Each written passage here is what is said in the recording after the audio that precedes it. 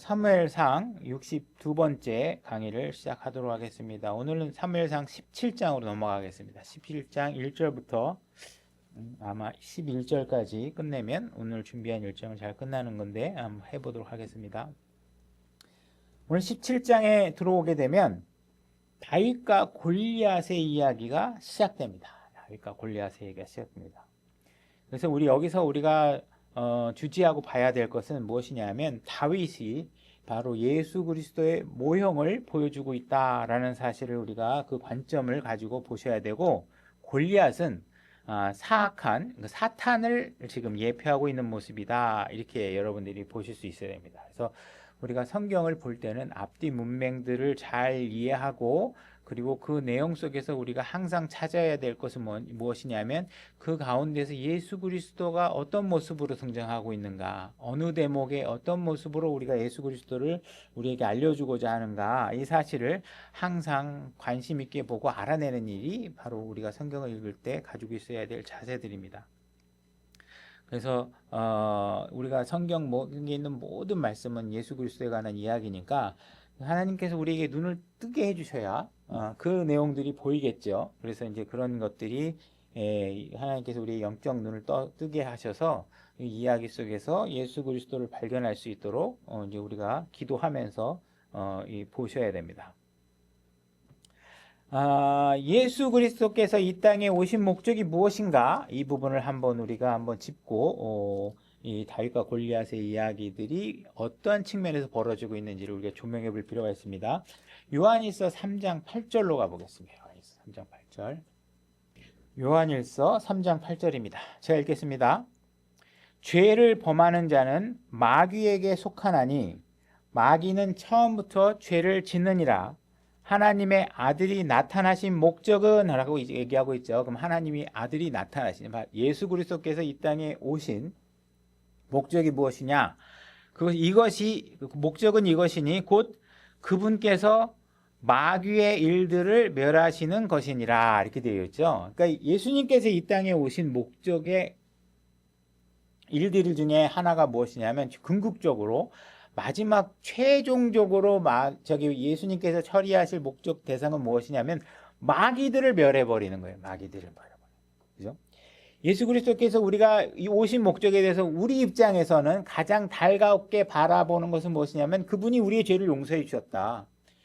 그분의 핏값으로 우리의 죄를 사해 주셨다. 그죠? 그 다음에 뭐예요? 그분께서 우리에게 그분의 부활을 통해서 영원한 생명을 주실 것을, 새로운 부활의 육신을 주실 것을 우리에게 약속해 주셨다. 이 모든 것이 우리 관점에서는 놀라운 것들이죠. 그러나 예수님께서 이 땅에 오신 목적은 그것 때문만은 아니라는 거예요. 무엇이냐? 결국은 우리의 육신을 영원히 살 수 있도록 해주시는 것과 더불어 결국은 우리의 육신과 우리를 죄로부터 유혹당하게 하고 망치고 했던 마귀의 존재들을 어떻게 하시는 거예요? 완벽하게 멸해서 더 이상 우리에게 어떤 해악도 끼치지 못하도록 멸하시는 일이 바로 예수님께서 이 땅에 오신 목적이다, 이렇게 얘기를 하고 있는 것입니다. 그러니까 예수님이 이 땅에 오신 목적은 결국은 이것도 하고 저것도 하고 하는 거지만 마지막에 끝맺음 정리는 어떤 식으로 하냐? 마귀들 싹 다 없애는 거예요. 그 존재를 자체를 없애는 거죠. 그죠? 자, 히브리서 2장 14절로 가보겠습니다. 히브리서 2장 14절입니다. 그런즉 자녀들은 살과 피에 참여한 자들이므로, 이제 우리들은 살과 피에 참여한 자들이죠. 그분도 마찬가지로 같은 것의 일부를 취하셨으니, 그분께서도 우리와 동일한 것들을 일부를 취하셨다는 것입니다. 왜 취하셨느냐? 그것은 그분께서 죽음을 통해 죽음의 권능을 가진 자, 곧 마귀를 멸하시고, 자, 죽음의 권능을 가진 자, 그죠? 마귀는 죽음의 권능을 가진 자입니다. 이 죽음의 권능을 가진 자를 멸하시는데 어떤 방법으로 멸하시느냐? 죽는 방법으로 마귀를 멸하시고자 이 땅에 오셨다는 거예요. 마귀는 이렇게 자기가 물리침을 당할 것이라고는 꿈에도 생각 못한 방식으로 마귀를 멸하시는 방법을 택하신 것이죠. 그래서 우리와 동일한 육체와 피의 일부를 나누시고 죽음을 통해서 마귀를 멸하신다. 왜 마귀를 멸하시냐? 이 죽음의 공포를 가져오는 마귀. 그죠? 우리가 살면서 이 죄 때문에 얻은 사망 때문에 우린 죽음에 대한 두려움 때문에 평생 죽음의 종노릇을 하는 거죠. 너 그런 식으로 하면 죽여버릴 거야. 그러면 우린 무슨 짓이라도 하죠. 그죠? 너 그러면 없애버릴 거야. 그러면 뭐 내가 살기 위해서 별짓을 다 하게 됩니다. 이 죽음에 대한 공포는 우리를 자꾸 마귀의 권사에 놓이게 만들죠.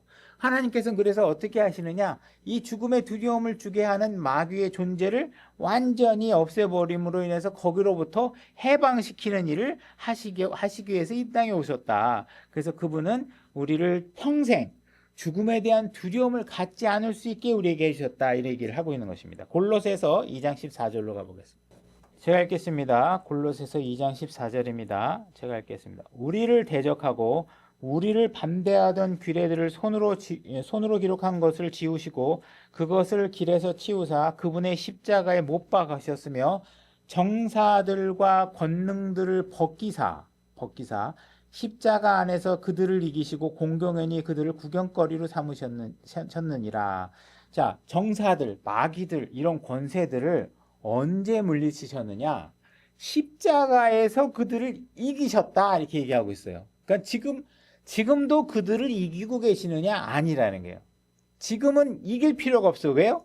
십자가에서 다 이겼어. 그때 다 이겨놨기 때문에 마귀들이 어떤 상태가 되냐? 오히려 조롱거리가 됐어요. 더 이상 우리를 물 수가 없어요. 우리를 실체적으로 괴롭힐 수가 없어요. 우리 누나를 뽑아내거나, 그죠? 우리의 팔을 자르거나 이렇게 할 수 없게 예수님께서 십자가에서 그렇게 하셨다는 거예요. 뭐 어떤 방법을 통해서 본인이 실제로 죽는 방법을 통해서 그렇게 하셨다 이렇게 얘기하고 있는 거예요.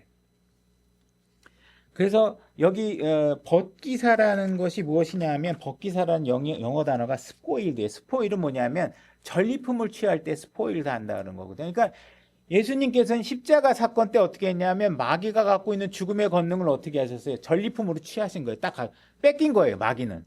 그러니까 죽음의 권능을 우리한테 실질적으로 위협할 수 있느냐? 없다는 거예요. 할 수 있는 건 뭐예요? 속이는 거예요. 마치 자기가 그렇게 할 수 있는 것처럼 여러분들을 속이는 거예요. 근데 지금 실제로 죽음의 권능은 누구한테 가 있어요? 예수님께 가 있단 말이에요. 예수님께. 그분이 그걸 스포일드, 전리품으로 취해서 내가 승리했기 때문에 갖고 와. 내가 이겼으니까 가져와. 이렇게 하셨다는 거예요. 그죠?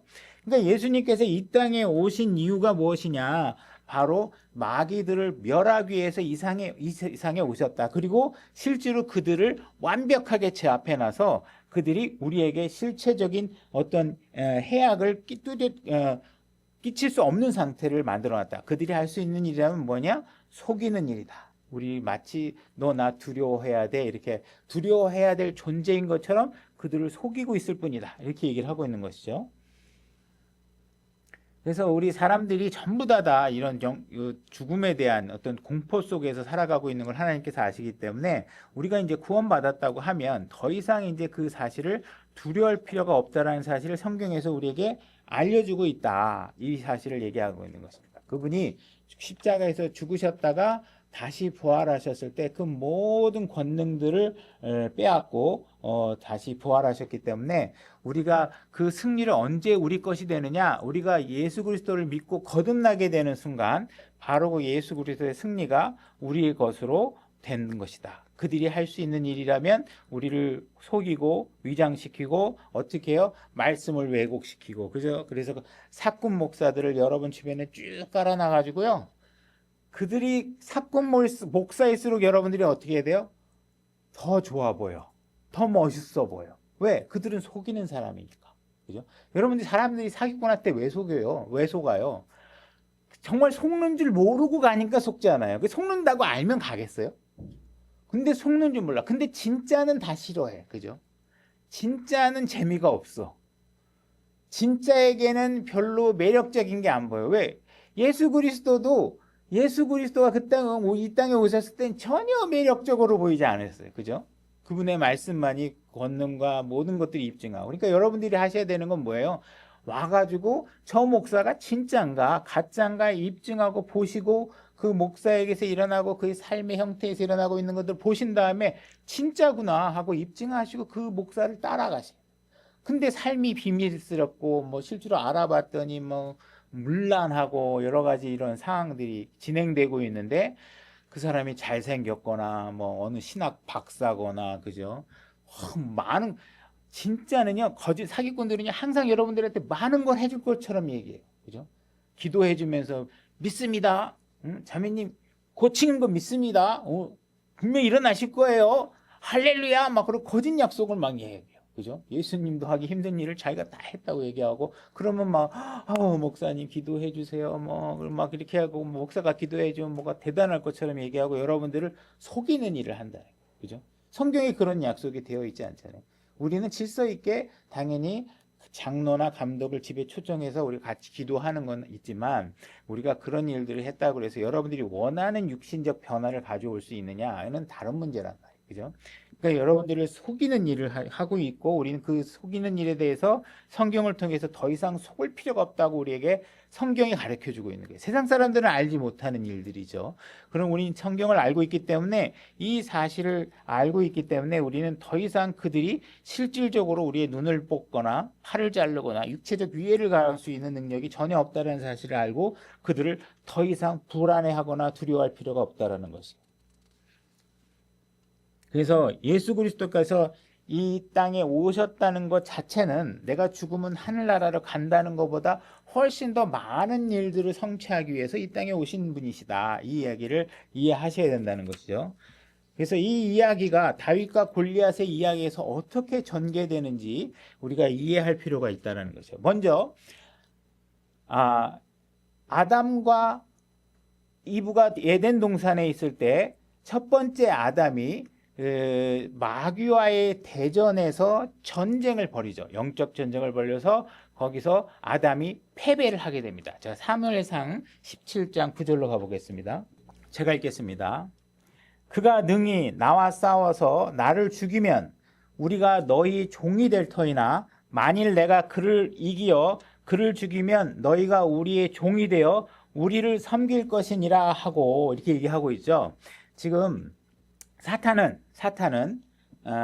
타락한 천사들을 대표하고 있고 아담은 온 인류를 대표하고 있어요. 그때 에덴 동산에서 서로가 싸워서 만약에 아담이 이겼다면 어떤 상태가 되느냐? 이 세상의 모든 영적 타락한 존재는 누구의 종이 되어? 아담의 종이 되었을 거예요. 그죠? 그런데 이때 누가 졌어요? 아담이 졌어요. 그러니까 아담은 어떻게 되는 거예요? 바로 이 사탄의 종이 되어서 살 수밖에 없는 존재가 됐다는 것이죠. 그래서 이 땅의 모든 지배권이 아담에게 하나님께서 처음에 줬는데 그 지배권이 누구에게 넘어가요? 사탄에게 넘어가 버린 것이란 말이에요. 그죠? 이걸 다시 회복하기 위해서 예수 그리스도가 오셨고 이 권한에 대한 전쟁을 통해서 예수 그리스도가 그 모든 권한을 다시 자기에게로 가져오게 되는 상황이 됐다는 것입니다. 그래서 예수 그리스도가 결국은 이 땅에 다시 오심으로 인해서 예수 그리스도의 세대, 새로운 종족이 등장하게 됐고 예수 그리스도가 다시 선포한 것이죠. 너 나하고 전쟁 한판 하자. 다시 하자. 그래서 이제 네가 나하고 싸워서 네가 나한테 지면 넌 내 종이 될 거고 내가 너한테 지면 다시 나도 너의 인류의 완벽한 종이 되겠다라고 다시 싸움을 선포한 거예요. 그죠? 그랬을 때 누가 이겼어요? 예수 그리스도께서 이기셨단 말이에요. 자, 그 상황을 어떻게 할 수 있느냐? 마태복음 28장 18절 예수님께서 부활하신 이후에 이런 말씀을 하십니다. 마태복음 28장 18절 28장 18절 제가 읽겠습니다. 예수님께서 그들에게 오셔서 말씀하여 이르시되 하늘과 땅에 있는 모든 권능이 내게 주어졌느니라. 부활하시고 난 이후에 예수님께서 선포하신 말씀이에요. 그 이전에는 마귀에게 있었죠. 그래서 광야에서 아담은 동산에서 사탄과 전쟁을 했고 지금 예수 그리스도는 어디에서요? 풍요로운 에덴 동산이 아니라 아주 척박한 그죠? 아담에게는 처음에 에덴 동산과 같이 완벽한 축복된 동산을 줬는데 그 전쟁에서 축복된 환경에서도 졌는데 이제는 이 패배한 인류를 대표해서 척박한 광야에 예수 그리스도가 등장해서 마귀와 싸운 거예요. 너 나한테 경배하면 이거 다 줄게. 그죠? 거기에 이기신 거죠. 그 영적 싸움에서 완벽하게 이기시고 십자가에서 그들의 권세를 완벽하게 전리품으로 취하시고 난 다음에 부활하신 다음에 이제 선포하신 거예요. 이제 드디어 하늘과 땅에 있는 모든 권능이 다시 내게로 주어졌다. 이렇게 얘기하고 있는 것이죠. 그죠? 그래서 예수님께로 사탄의 모든 권력이 넘어왔다. 그러니까 이제 사탄이 할 수 있는 일은 뭐예요? 이제 거짓말쟁이로서의 역할만이 남아있는 것이에요. 그들은 실질적으로 우리를 위협할 수 있는 힘이, 실체적 힘이 전혀 없다.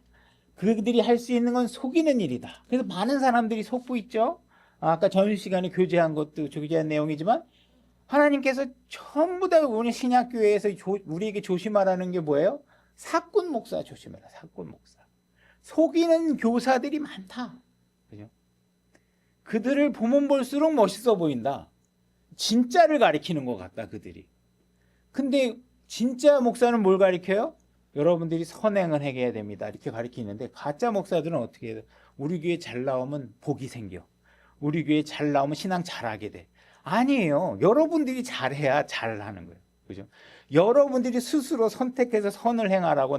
진리의 목사는 성경에 이렇게 가리켜 있기 때문에 의지를 행해서 선을 행해 라고 가리키면 이 목사 가짜 같아. 결국 나보고 하라는 거 아니야. 재미없어. 이 교회 안 다닐 거야.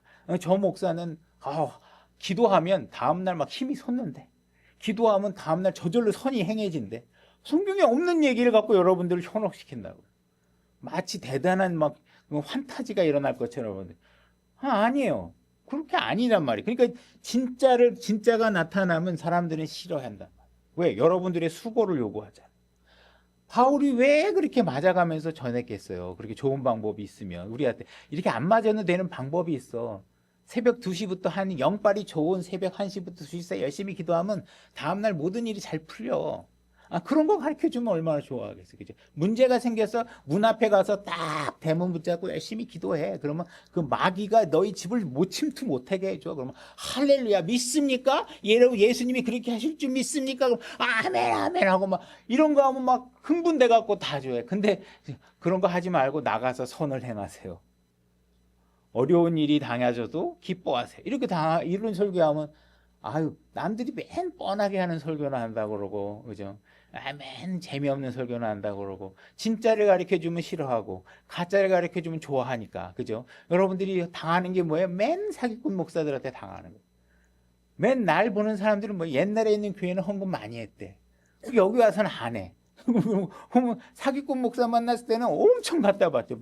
난 어디서 듣기만 하면 뭐 옛날에 3억 있을 것 같지도 않은 사람이 맨날 어디서 3억 헌금했다고 그러고 막 그래. 왜 그래요? 다 속아서 그렇게 하는 거죠. 그죠? 그래서 여러분들이 제2라운드에서 예수 그리스도는 완벽하게 일어서 더 이상 마귀가 우리에게 해코지할 수 없는 상태를 예수님께서 해 놓으셨다. 이 얘기를 하고 있는 거예요. 자, 17장 47절로 가보겠습니다. 또 주께서 칼이나 창으로 구원하지 아니하심을 이 모인 온 무리가 알게 하리라. 전쟁은 주께 속한 것인즉 그분께서 너희를 우리 손에 넘겨주시리라 하니라. 자, 지금 누구에게 이 사실을 알리게 해야 한다고 얘기하고 있냐면 모인 온 무리에게 알려야 된다 이렇게 얘기하고 있죠. 어떤 걸 알려요? 주님은 칼과 창으로 이기시는 분이 아니다. 칼과 창으로 구원하시는 분이 아니다. 실제로 예수 그리스도는 이 땅에 오셔서 여러분들이나 저를 어떻게 구원하셨어요? 칼과 창으로 마귀와 싸운 게 아니라 뭐예요? 자기 자신을 죽이는 방법을 통해서, 자기 자신이 희생원물이 되는 방법을 통해서 여러분 본인과 여러분 우리 모두를 구원하는 방법을 취하셨죠. 그리고 그 사실을 누구에게 알려요? 온 무리에게. 신약에서 교회는 어떤 무리에 속해요? 온 무리에 속해요. 불러냄을 받은 무리에 속해요. 그죠? 그래서 이 교회에 바로 적용할 수 있는 이런 말씀이래요. 우리는 오늘날 신약교회는 이 사실을 예수 그리스도는 창과 칼로 이기신 분이 아니라 그분의 죽음을 통해서 우리를 구원하신 분이라는 사실을 어디에다 알려줘야 돼요? 모여있는 여러분들에게 알려주라고 얘기하고 있는 거예요. 여러분들에게 얘기하는 거예요. 여기 감독이 서서 뭐 하는 거예요? 예수님께서 여러분들을 구원하셨습니다. 어떤 방법으로? 십자가에서. 그 모든 마귀의 권능을 십자가에서 이기셨습니다. 그래서 그 모든 권능을 가져오셨습니다. 그러니 여러분들은 더 이상 마귀를 두려워할 필요가 없다는 사실을 회중에게 알려라. 그죠? 이거를 지금 사무엘상에서 다윗과 골리앗의 싸움을 통해서 예수 그리스도와 사탄의 전쟁의 양태를 오늘날 신약교회에 알리는 사실을 얘기해주고 있는 모형이다. 이렇게 얘기하고 있는 것이죠. 그래서 우리가 얻게 된 승리는 전적으로 예수 그리스도를 통해서 얻은 거예요. 우리는 싸우지 않았어요. 그죠? 우리는 싸울 능력도 없고, 그죠? 누가 싸웠어요? 예수 그리스도께서 싸우셨어요. 그러니까 우리가 얻은 승리는 누구로 인해서 얻은 거냐? 예수 그리스도로. 그러니까 여러분들이 지금 구원받았다는 사실만 따져도 여러분들은 예수 그리스도가 어마어마한 일을 해줬다는 사실을 아셔야 돼요. 여러분들이 영원히 살 수 있는 방법을 여러분들이 삼성의 이건희가 할 수 있겠어요? 미국의 대부호가 하여튼가 빌 게이츠가 할 수 있겠어요? 누가 하겠어요? 그죠? 미국 대통령이 자기가 할 수 있겠어요? 그거를 해줬다고요, 진짜로. 그걸 믿는다면 여러분들이 교회를 정말 아무 가치도 없고 그냥 일주일에 한번 나가주는 장소로 여러분들이 생각하면 안 돼요. 여러분이 교회라는 것은 예수님께서 만들어 놓은 곳이에요. 그죠? 각자 자기 역할을 충실히 하셔야 돼요. 각자. 그러니까 이 일을 대해서 여러분들이 가치 있게 아셔야 된다는 거죠.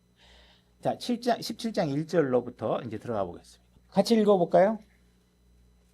제가 읽겠습니다. 시간 관계상 그냥.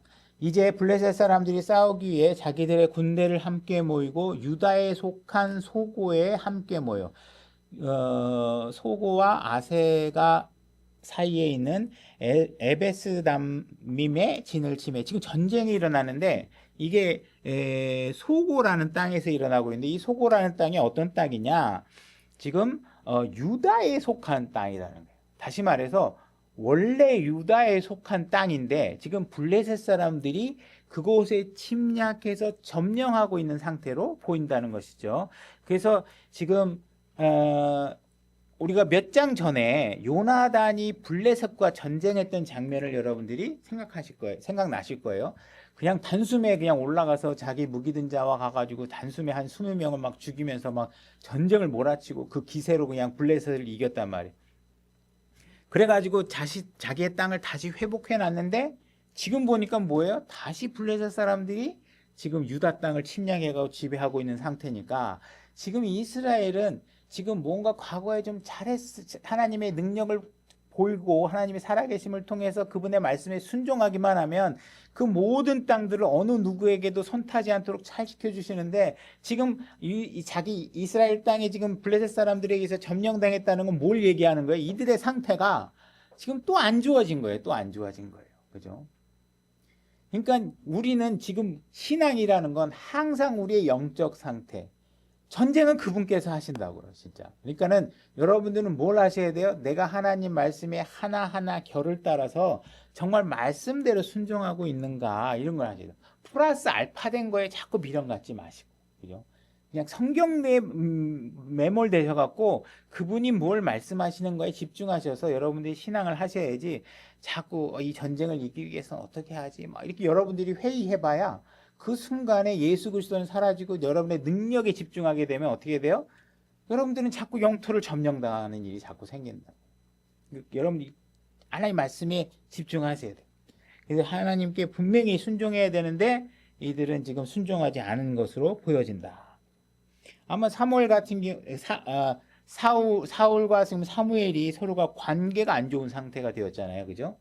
내가 사울을 다시는 보고 싶지 않다고 등도 돌리고 뭐 이런 상태니까 블레셋 입장에서 보면 저기 지금 뭔가 왕이 지금 정신도 뭐 오락가락한 것 같고 뭔가 제정신이 아니라는 소문도 들리고 적군에서 얼마나 첩자들을 심어서 다 들었겠어요. 그죠?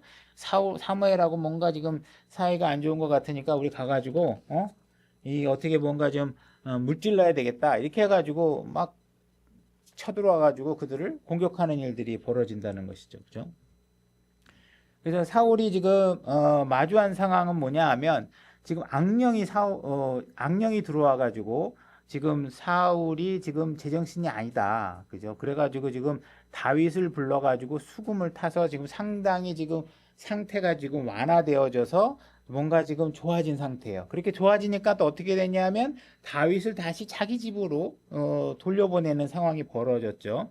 그래서 지금 다윗의 지금 도움을 받을 수 없는 상황이 된 상태고 지금 다윗은 사무엘에게 은밀하게 지금 기름 부음을 받은 상태고 지금 왕의 무기든 자까지 위치를 가졌지만 현재 지금 돌아가서 지금 부모를 공양하고 지금 가족들과 함께 있는 상태가 되어져 있다. 그래서 이런 상태에 지금 적군들은 지금 보니까 사울을 지금 이 이스라엘 땅을 공격하면 사울이 적절하게 대처하지 못하는 상황이 될 수도 있겠다라고 해서 지금 공격해 갖고 들어오는 거죠. 그래가지고 지금 블레셋 입장에서는 골리앗을 내세워서 지금 사울과 그의 군대들을 조롱하고 그들에게 아주 두려움이 임하게 만드는 겁니다. 그 전에는 막 정말 요나단이 나서서 그냥 엄청나게 잘 싸웠고 사울도 그 이전에 다른 전쟁에서 엄청나게 잘 싸웠던 사람인데 이제 골리앗 하나 나와가지고 그냥 누구 하나 내보내봐 너희들 다 내가 가만 안 놔둘 거야 이러니까 뭐 다 버들버들 떨고 있는 상황이 된 거죠. 이제 2절 같이 읽어보겠습니다. 17장 2절 소리내서 같이 읽죠. 준비 시작. 사울과 이스라엘 사람들이 함께 모여 엘라 골짜기 옆에 진을 치고 블레셋 사람들을 마주보며 전투 대형을 갖추니라. 3절까지 읽겠습니다. 시작. 블레셋 사람들은 이 편산에 섰고 이스라엘은 저 편산에 섰으며 그들 사이에는 골짜기가 있더라. 그러니까 지금 서로가 고지를 선택해서 전쟁을 하려다 보니까 가운데 골짜기가 있고 서로가 양쪽에서 고지를 택해서 이 전쟁이라는 건 낮은 지대에서 싸우기가 굉장히 어렵잖아요. 그래서 고지를 착해서 지금 양측에 서로 전략적으로 포진을 하고 있는 상태입니다. 4절 그냥 제가 읽을게요. 블레셋 사람들의 진영에서 가드 출신의 골리앗이라는 이름의 투사가 나오는데 여기 투사가 영어가 어떤 단어냐면 챔피언입니다. 여러분 챔피언이라는 단어 좋아하시죠? 이 챔피언이라는 단어가 여기서만 유일하게 등장하는 단어입니다. 그러니까 성경에서 챔피언이라는 단어는 아주 그 사탄을 예표하고 있는 골리앗에게만 사용된 단어입니다. 그러니까 여러분들의 자녀가 챔피언이 되기를 원한다고 하는 것은 성경적으로 별로 좋은 용어를 바라는 건 아니라고 생각하셔야 됩니다. 그래서 이 챔피언에 해당하는 투사에 해당하는 이 골리앗이 얼마나 어마어마한 덩치를 갖고 있는지를 이제 묘사하기 시작합니다. 그의 키는 6규빗 한 뼘이더라. 5절. 그의 머리에는 노투구를 썼고 쇠금을 옷으로 무장하였는데 그 옷의 무게는 놋 5,000세겔이더라. 또 그가 다리에 노수로 된 정강이 가리개를 입었고 그의 어깨 사이에는 놋 방패가 있더라. 그의 창자루는 배틀채 같았고 그의 창촉의 무게는 쇠 600세겔이더라. 방패를 든 자가 그 앞에서 가더라. 그래서 지금 굉장히 거대한 존재다. 6큐빗은 3m가 넘는 키라고 그래요. 그래서 노투구도 3m 높이에 2m도 어마어마한데 키가 3m가 넘는 위에 노투구를 딱 쓰고 나타났으니 얼마나 위협적이겠어요. 그래서 지금 여러 가지 지금 묵직한 지금 무기들과 무장을 한 상태로 이렇게 등장한 상태입니다. 자, 여기 보게 되면 이제 방패를 든 자가 그 앞에 가더라 이렇게 얘기를 하고 있습니다. 방패를 든 자가 그 앞에 가더라. 자, 이 방패. 자, 에베소서 6장 16절로 가보겠습니다. 지금 골리앗이 무기를 들고 가면 그 무기보다 앞서서 방패가 나가는 거예요. 방패가. 그죠? 자, 이 방패에 대해서 우리가 한번 성경이 조명해 주는 바를 한번 살펴볼 필요가 있습니다. 에베소서 6장 16절.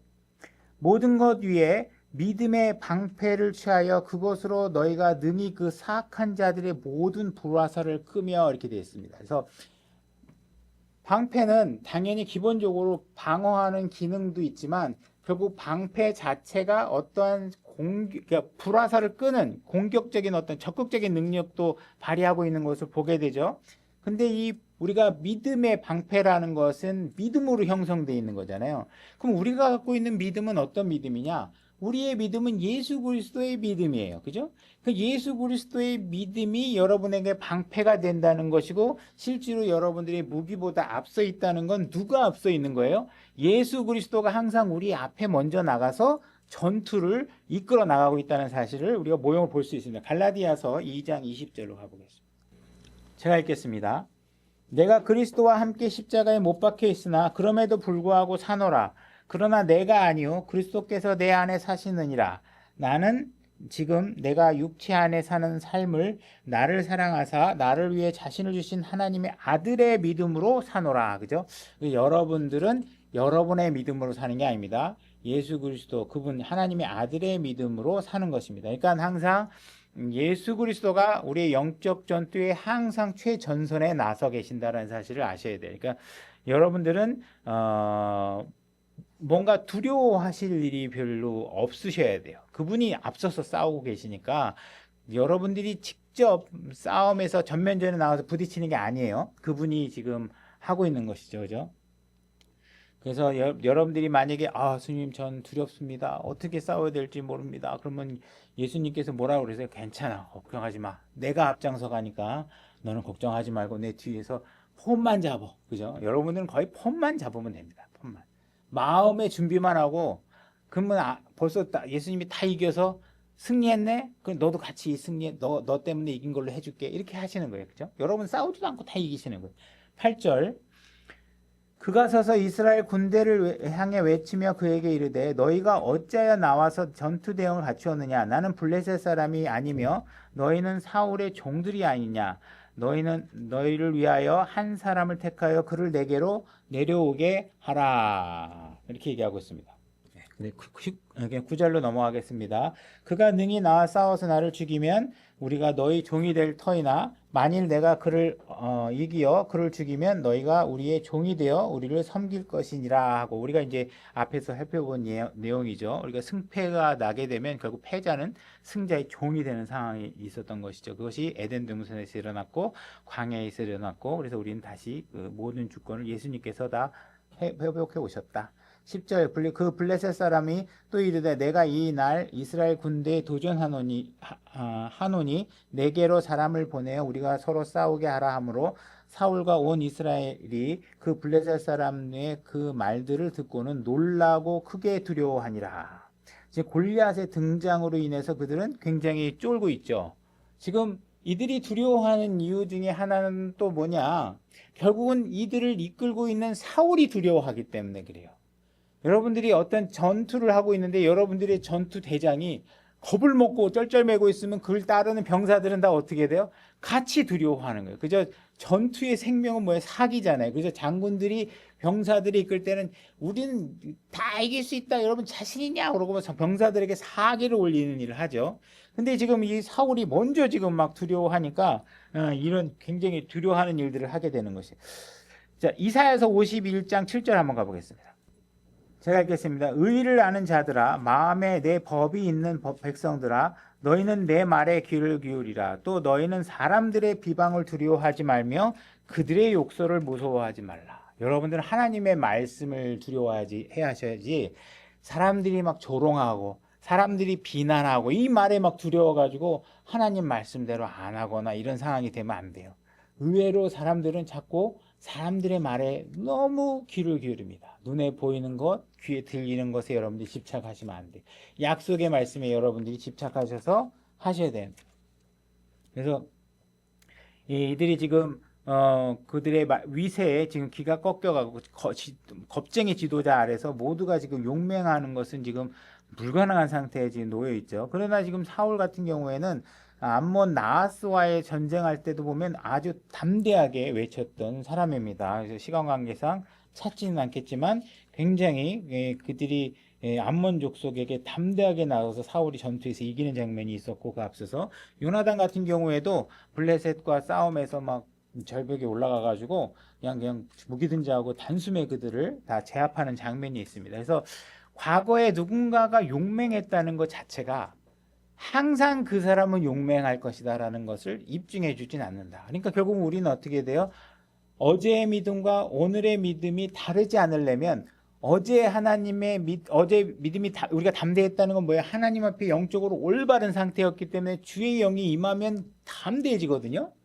근데 오늘 내가 하나님의 말씀으로 무장하지 않고 사람의 지식과 사람의 판단으로 무장하면 어떻게 돼요? 우리 영적 전쟁은 패배가 되는 거죠. 그러니까 우리가 항상 하나님과의 올바른 관계 속에서 우리가 하나님의 말씀을 붙들고 순간순간 살아갈 수 있도록 여러분들은 열심히 일하셔야 돼요. 열심히 하나님 말씀에 집중하셔야 돼요. 그것들은 아까 오전에 설교와 마찬가지로 눈에 보이지 않는 하나님의 약속들에 여러분들이 확고한 소망을 가지셔야지. 그래야지만 여러분들이 이길 수 있다. 우리 빌립보서 1장 20절을 좀 찾아보겠습니다. 빌립보서 1장 20절 제가 읽겠습니다.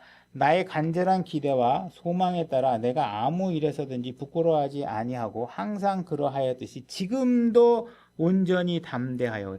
항상 그래했지만 지금도 항상 담대하는 거에 연속성이 유지되려면 항상 지금 이 순간에 여러분들이 담대하실 수 있으려면 하나님 말씀 붙드셔야 돼요. 살든지 죽든지 내 몸에서 그리스도를 높이고자 하나니, 여러분들이 담대해지려면 항상 예수 그리스도가 앞서갈 수 있는 싸움을 싸우셔야 돼요. 그분이 높여지는 일들을 하셔야 된다. 그러니까 여러분들의 믿음은 하나님 말씀을 너무 잘 알고 있기 때문에 걱정 없어, 이렇게 하면 안 되고, 매번 기도를 준비하고 가셔야 되고, 매번 기도로 어떤 누구와 교제가 있다 그러면 그 영적인 교제가 될 수 있도록 기도하고 가셔야 되고, 그래서 하나님이 항상 중심에 있도록 하셔야 됩니다. 그래서 준비한 건 몇 개 남았는데 시간 관계상 이 정도 해도 핵심 정도는 다 된 것 같습니다. 오늘 말씀 여기까지 공부하도록 하겠습니다.